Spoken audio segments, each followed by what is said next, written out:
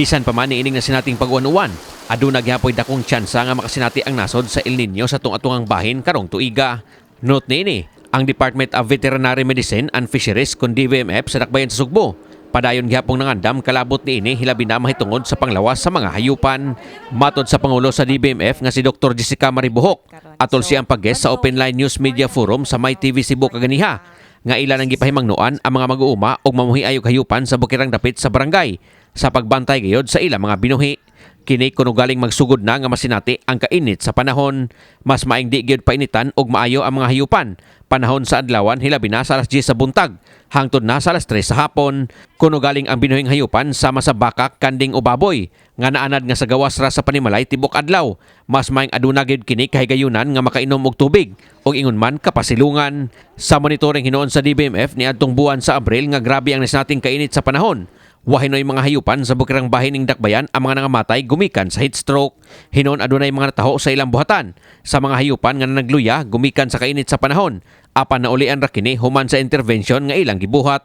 Gawa sa mga hayupan ang mga mananap nga gikonsiderar nga mga pet.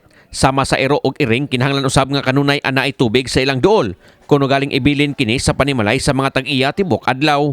Mas mayong sa alas 3 hapon pataas na usab matag adlaw. Ipaubos sa walking kon pagsuroy-suroy ang mga ero aron makalikay sa kainit sa adlaw. Sa ato sa mga livestock animals, actually na atay mga team jud na moadto dito sa kabukiran. Karon gani na atay team ngadto na nag-check, nag-monitor sa mga status sa mga livestock animals nato together with the City Agriculture Department to check if naabay mga morbidity or mortalities na nahitabo tungod sa El Nino. But sa karon wala man jud kay tungod sa ato ang bagyong Betty na na-report karon. So, ongoing lang ang atong monitoring sa mga livestock animals nato. Tamtang gibutyag ni Maribuhok nga makonsiderar nga dead end na ang ilang gipahigayong pakisusi sa pagpanghilo sa 5 ka mga iro sa pamilyang Go sa may barangay Guadalupe ning Dakbayan 2 ka semana na ang nakalabay. Kinihuman giangko ni Maribuhok nga wala sila nakuhang witness sa naasoyng insidente. Wala usab kini makuha sa CCTV sa guardhouse sa subdivision. Wala usay nakita nga gwardiya sa gingong pagpanghilo sa mga iro.